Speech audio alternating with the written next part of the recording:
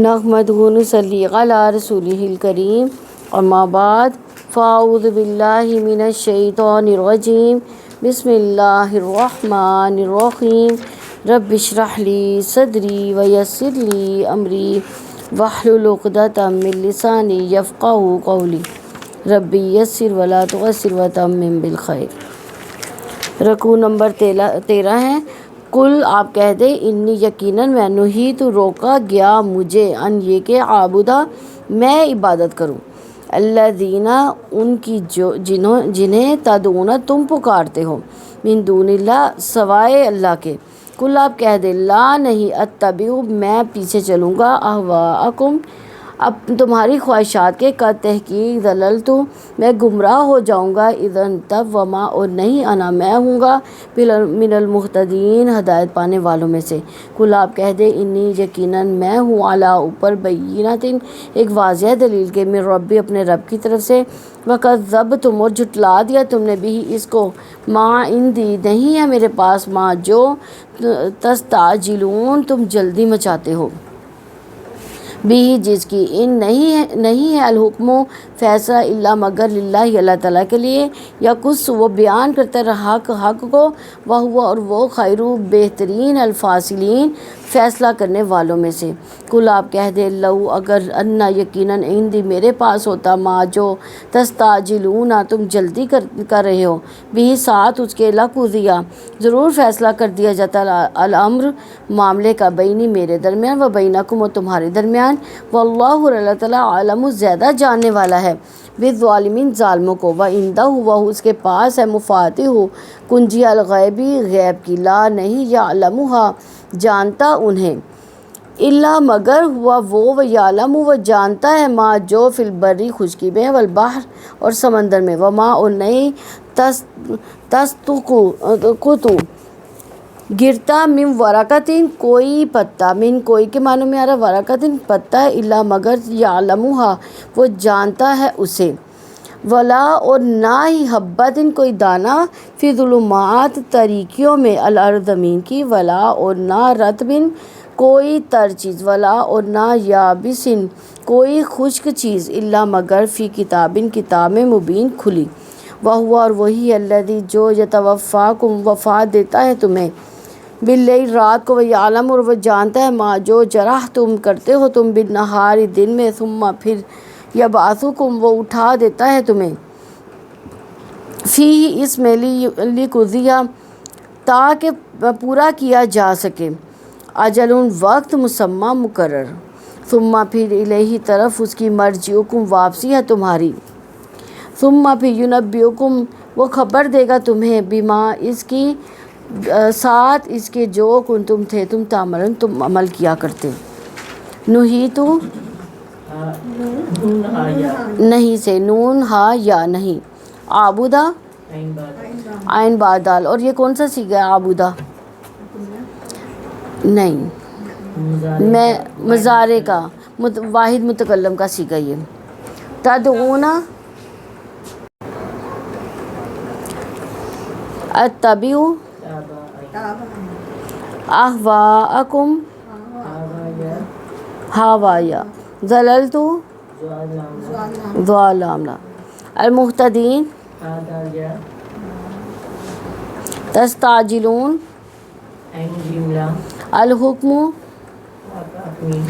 یقص، قاف صاد صاد، الفاصلین فصل سے، تستعجلون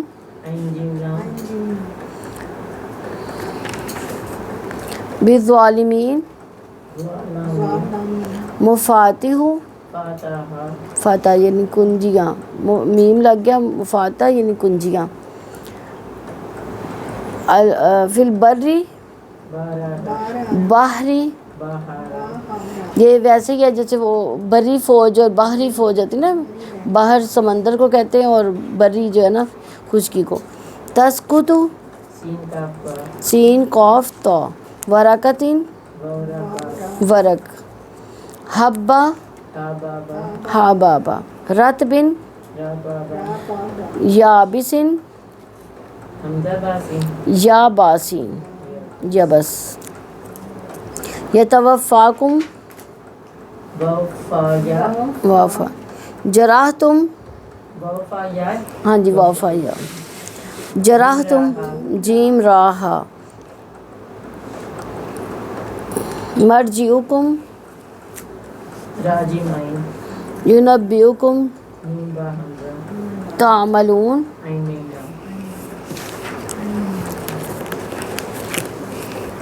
رکوع نمبر 13 کی تفسیر دیکھتے ہیں. آیت نمبر 56 ہے قل انی نہیت ان اعبد الذین تدعون من دون اللہ قل لا اتبع اہواءکم قد ضللت اذا وما انا من المہتدین. آپ کہتے ہیں اللہ تعالیٰ کے سوا تم جنہیں پکارتے ہو مجھے ان کی عبادت سے بالکل روکا گیا. آپ کہتے ہیں میں تمہاری خواہشات کے پیچھے نہیں چلوں گا. اس وقت تو میں گمراہ ہو جاؤں گا اور ہدایت پانے والوں میں سے نہ ہوں گا.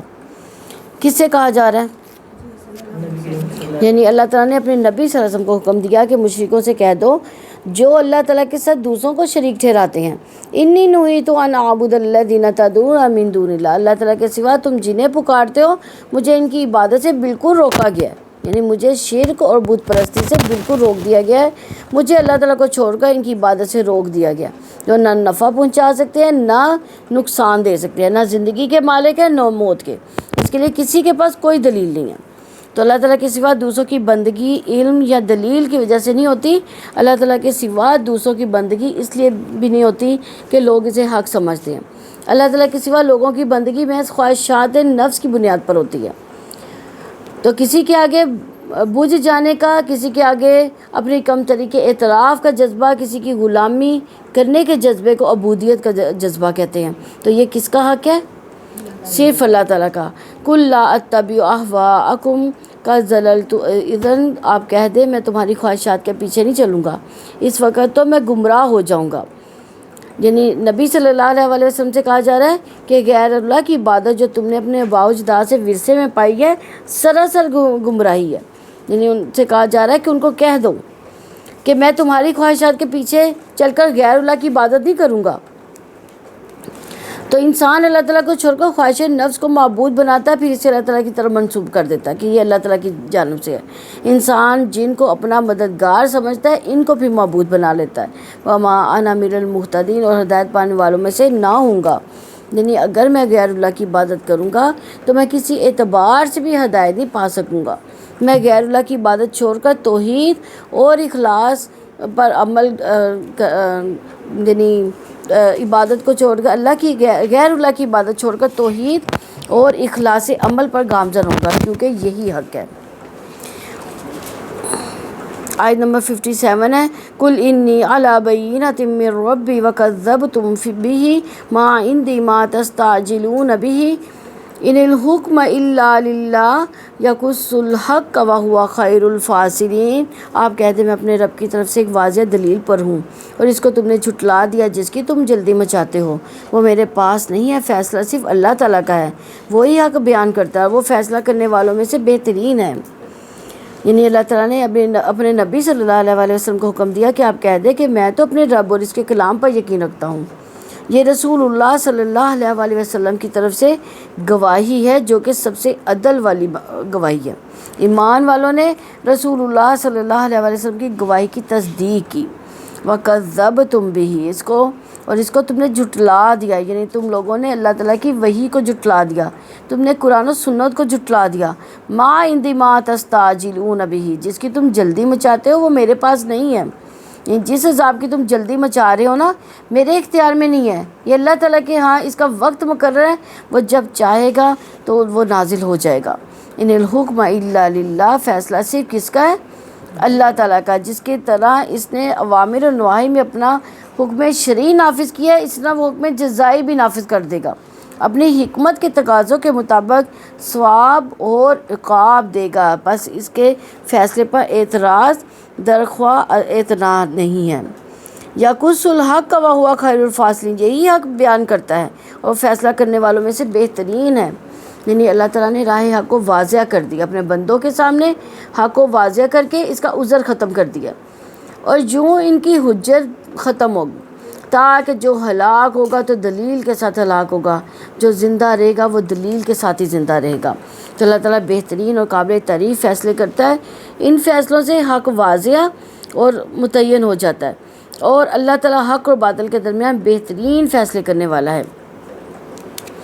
آیت نمبر 58 ہے، قُلْ لَا أَنَّ عِنْدِي مَا تَسْتَعْجِلُونَ بِهِ لَقُضِيَ الْأَمْرُ بَيْنِي وَبَيْنَكُمْ وَاللَّهُ أَعْلَمُ بِالظَّالِمِينَ۔ آپ کہہ دیں یقیناً اگر میرے پاس وہ ہوتا ہے جس کی تم جلدی کر رہے ہو تو میرے اور تمہارے درمیان معاملے کا فیصلہ کر دیا جاتا، اور اللہ تعالیٰ ظالموں کو زیادہ جاننے والا ہے۔ یعنی اللہ تعالیٰ نے نبی صلی اللہ علیہ وسلم سے فرمایا، آپ صلی اللہ علیہ وسلم ان سے کہہ دیجئے اپنی جہالت اور ظلم کی وجہ سے عذاب کے لیے جلدی مچا رہے ہو، اگر میرے بس میں ہوتا تو میں تم پر عذاب واقع کر دیتا۔ عذاب کے مطالبے میں جلدی نہ کرو، اس کے آنے میں تمہارے لیے بھلائی ہے۔ سارا معاملہ اللہ تعالیٰ کے اختیار میں ہے، جو نافرمانوں اور گناہ گاروں کو مہلت بھی دیتا ہے، ظاہری اور باطنی نعمتیں بھی عطا فرماتا ہے۔ تو اگر معجزات کا صدور اور عذاب الہی کا نزول انسانوں کے اختیار میں ہوتا تو کیا نتیجہ نکلتا؟ انسان کے اندر صبر، بردباری اور مہلت دینے میں اس کی صلاحیت محدود ہوتی ہے۔ انسان اگر انسان کے خلاف بغاوت کرتا تو اس کے اندر سے صبر اور برداشت ختم ہو جاتی۔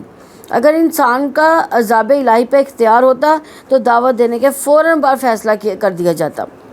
تو اللہ تعالیٰ کا حلم ہے، اس کی بردباری ہے، اس کی عظمت ہے، اس کا صبر ہے کہ وہ انتقام لینے کی قدرت رکھتا ہے، لیکن پھر بھی اپنے نافرمانوں کو کھانا پینا ہر چیز فراہم کر رہا ہے، ان کے لیے بارشیں برساتا ہے، انہیں اپنی نعمتوں سے نوازتا ہے۔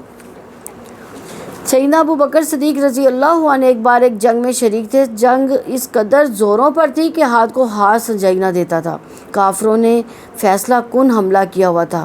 اس پر انہوں نے کہا، اے اللہ آپ کس قدر حلیم اور بردبار ہیں، اے اللہ آپ کس قدر حلیم اور بردبار ہیں۔ واللہ اعلم بالظالمین، اللہ تعالیٰ زیادہ جانتا ہے کہ ظالموں کے ساتھ کیا معاملہ ہونا چاہیے۔ اللہ تعالیٰ کسی کو یوں ہی نہیں چھوڑتا۔ اللہ تعالیٰ علم و قدرت رکھتا ہے، وہ سخت عذاب سے دوچار کر سکتا ہے، لیکن مہلت دیتا ہے اور ناحق کسی کو نہیں پکڑتا۔ آیت نمبر 59 ہے، وَعِندَهُ مَفَاتِحُ الْغَيْبِ لَا يَعْلَمُهَا إِلَّا هُوَ وَيَعْلَمُ مَا فِي الْبَرِّ وَالْبَحْرِ وَمَا تَسْقُطُ مِنْ وَرَقَةٍ إِلَّا يَعْلَمُهَا وَلَا حَبَّةٍ فِي ظُلُمَاتِ الْأَرْضِ وَلَا رَطْبٍ وَلَا یابس الا فی کتاب مبین۔ اور غیب کی کنجیاں اسی کے پاس ہیں، اس کے سوا نہیں کوئی انہیں کوئی نہیں جانتا، اور وہ خشکی سمندر کی ہر چیز کو جانتا ہے، اور کوئی پتہ نہیں گرتا مگر وہ اس سے بھی جانتا ہے، اور زمین کے طریقوں میں کوئی دانہ نہیں گرتا، اور نہ کوئی تر چیز نہ کوئی خشک چیز، مگر سب کھلی کتاب میں موجود ہے۔ تو یہ آیت قرآن حکیم کی ان عظیم آیات میں ہے جن میں اللہ تعالیٰ نے علم محیط کی تفسیر بیان کی ہے کہ اللہ تعالیٰ غیب کا علم رکھتا ہے، اس کے سوا کوئی نہیں جانتا۔ اس نے ملائکہ انبیاء سے بھی غیب کو پوشیدہ رکھا ہوا ہے، وہ جس کو چاہتا ہے اسے اپنے علم غیب میں سے کسی چیز کے بارے میں اطلاع دے دیتا ہے۔ لیکن ہم لوگ کیا کہتے ہیں کہ انبیاء علیہ السلام کو اللہ تعالیٰ نے یعنی غیبوں کا علم دیا ہے، یعنی ان کو بھی اتنا ہی معلوم ہے جتنا اللہ تعالیٰ نے ان کو دیا ہے۔ عبداللہ بن عمر رضی اللہ عنہ سے روایت ہے، نبی صلی اللہ علیہ وسلم نے فرمایا، غیب کی کنجیاں 5 ہیں جنہیں اللہ تعالیٰ کے سوا کوئی نہیں جانتا۔ پھر آپ صلی اللہ علیہ وسلم نے ان اللہ عندہ علم الساعہ، یقیناً اللہ تعالیٰ کے پاس ہی قیامت کا علم ہے، پڑھ کر سنائی، سورہ لقمان کی 34 نمبر آیت۔ یعنی اللہ تعالیٰ ہی کے پاس قیامت کا علم ہے، وہی بارش برساتا ہے، اسی کو علم رحموں میں کیا ہے، کسی کو خبر نہیں وہ کل کیا کمائے گا اور کہاں فوت ہوگا، یقیناً اللہ تعالیٰ ہی خوب جاننے والا ہے اور اچھی طرح سے خبردار بھی ہے۔ یہ بخاری کی حدیث ہے۔ وَعِندَهُ مَفَاتِحُ الْغَيْبِ لَا يَعْلَمُهَا إِلَّا هُوَ، اور غیب کی کنجیاں اسی کے پاس ہے، اس کے سوا کوئی نہیں جانتا۔ یعنی ایمان بالغیب وہ مشکل راہ ہے جسے انسان نے ضرور اختیار کرنا ہے، اور جب تک وہ غیب کا اقرار کرتا وہ انسانی مقام تک نہیں پہنچ سکتا، ورنہ حیوانی مقام پر رہتا ہے۔ اس حقیقت کو انسان ہی سمجھ سکتا ہے کہ کائنات محض اتنی ہی نہیں جتنی ہمارے حواس کے دائرے میں آتی ہے، بلکہ کائنات ہمارے حواس کے دائرے سے بھی باہر وسیع ہے۔ تو کائنات کے بارے میں غیبی جہان کا اقرار انسانی سوچ میں بڑی گہری تبدیلی لے کر آتا ہے۔ کائنات کے اندر چھپی ہوئی کام کرنے والی قوتوں کے بارے میں نیا احساس پیدا ہوتا ہے۔ اس تصور کے اثرات انسان کی عملی زندگی پہ پڑتے ہیں۔ اس لیے غیب کے اقرار کو اسلامی نظریہ حیات میں یعنی بہت زیادہ اہمیت حاصل ہے۔ اس کو کیوں اہمیت حاصل ہے؟ اس کو غیب کے علم کو نہیں، اہمیت کیوں حاصل ہے اس کو؟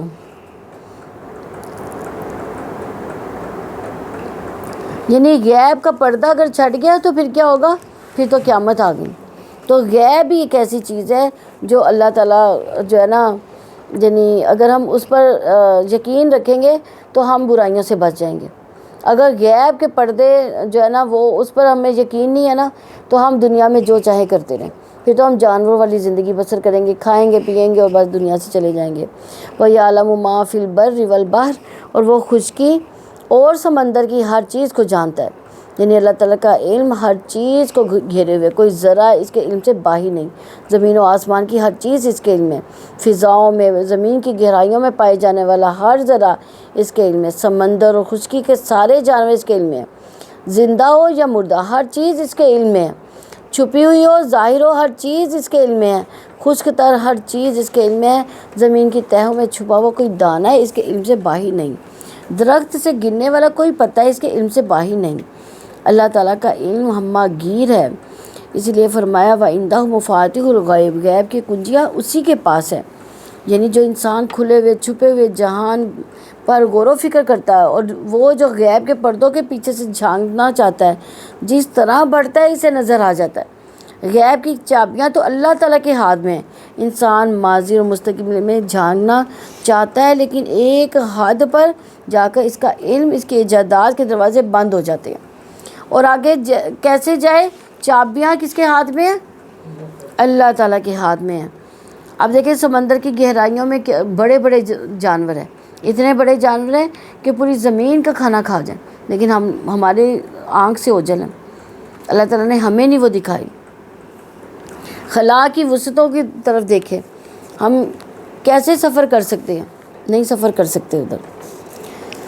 وَمَا تَسْقُطُ مِن وَرَقَةٍ إِلَّا يَعْلَمُهَا، اور کوئی پتہ نہیں گرتا مگر وہ اسے بھی جانتا ہے۔ یعنی اللہ تعالیٰ نے ایک پتے سے اپنے علم کی وسعتوں کا شعور دلایا کہ کوئی پتہ سمندر یا خشکی میں، جنگلوں میں، بیابانوں میں، آبادیوں میں، زمین کے کسی کوشے میں رات کو گرے یا دن کو، اللہ تعالیٰ اسے جانتا ہے۔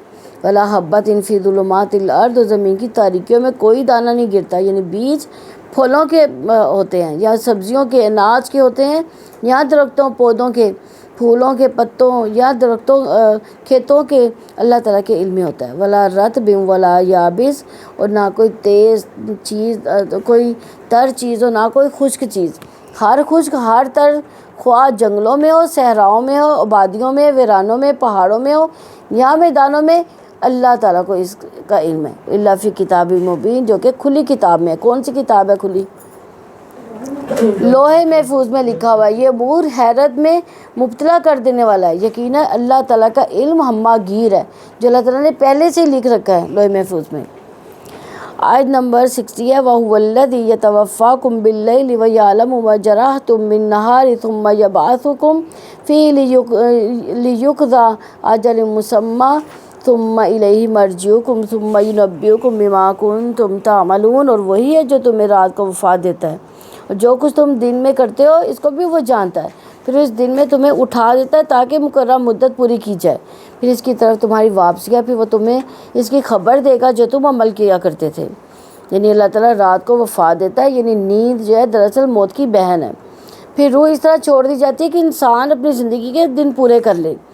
نبی صلی اللہ علیہ وسلم نے فرمایا ہر شخص کے ساتھ ایک فرشتہ ہوتا ہے، اور نیند میں فرشتہ اس کی روح تھام لیتا ہے۔ اگر اللہ تعالیٰ اس روح کو قبض کرنے کی اجازت دیتا ہے تو فرشتہ روح قبض کر لیتا ہے، ورنہ جسم میں لوٹا دیتا ہے۔ وَيَعْلَمُ مَا جَرَحْتُم بِالنَّهَارِ، اور جو کچھ تم دن میں کرتے اس کو وہ جانتا ہے۔ یعنی انسان جاگتے ہوئے جو کام کرتا ہے اس کے تمام کام اللہ تعالیٰ کے ہاتھ میں ہوتے ہیں، اس کی کوئی حرکت اللہ تعالیٰ کے علم سے باہر نہیں جاتی۔ انسان جو کچھ دن میں کماتا ہے اللہ تعالیٰ اسے جانتا ہے۔ تو غیب کی چابیاں پھر کس کے پاس ہیں؟ اللہ تعالیٰ کے پاس ہے۔ تو ثم یبعثکم فیہ لیقضی اجل مسمى، پھر وہ اس دن میں تمہیں اٹھا دیتا ہے تاکہ مقررہ مدت پوری کی جائے۔ یعنی جب انسان نیند کی حالت میں ہوتا ہے تو اللہ تعالیٰ کے ارادے سے بیدار ہوتا ہے، وہ ان کے بدن آرام کرتے ہیں، نیند سے بیداری کے بعد انہیں دوبارہ زندگی ملتی ہے۔ لیقضی اجل مسمى، تاکہ مقررہ مدت پوری کی جا سکے۔ اللہ تعالیٰ اپنی تقدیر سے مدت مقررہ کا فیصلہ کرتا ہے، یعنی زندگی کی مدت، اس کے بعد ایک اور مدت ہے، یعنی مرنے کے بعد دوبارہ اٹھنا۔ تو نیند کے بعد بیداری کیا ثابت کرتی ہے کہ انسان کس طرح مرے گا اور کس طرح پھر زندہ ہوگا۔ کہ اللہ تعالیٰ نے چھوٹی موت دے کر ہمارے لیے سبق رکھا ہے۔ تو انسان کی حرکت، موت، جی اٹھنا اللہ تعالیٰ کے ارادے کے تحت ممکن ہوتا ہے، جیسے ہر روز کا سونا جاگنا اللہ تعالیٰ کے ارادے کے تحت ہے۔ انسان کی نیند کی حالت اللہ تعالیٰ کے اختیار میں ہے۔ نیند کے بعد دوبارہ بیدار کرنا بھی دراصل مدت حیات کو پورا کرنے کے لیے۔ یہ سارے حالات اللہ تعالیٰ کی تقدیر میں داخل ہے۔ ثم الیہ مرجعکم ثم ینبئکم بما کنتم تعملون، پھر اس کی طرف تمہاری واپسی ہے، پھر وہ تمہیں اس کی خبر دے گا جو تم عمل کیا کرتے تھے۔ یعنی انسان کی واپسی اپنے مالک حقیقی کی طرف ہے، پھر وہ تمہیں اس کی خبر دے گا جو تم عمل کرتے۔ یعنی واپسی پر انسان کا نامہ اعمال پیش کر دیا جائے گا، انسان کو بتا دیا جائے گا کہ وہ کیا کچھ زندگی میں کر کے آیا۔ انسان پر ذرا برابر بھی ظلم نہیں کیا جائے گا۔ الحمدللہ یہ ہمارا رکوع کمپلیٹ ہوا۔ اللہ تعالیٰ اس کو سمجھنے، اس پر عمل کی توفیق عطا فرمائے۔ سبحانک اللہم و بحمدک، نشہد ان لا الہ الا انت، نستغفرک و اتوب الیک۔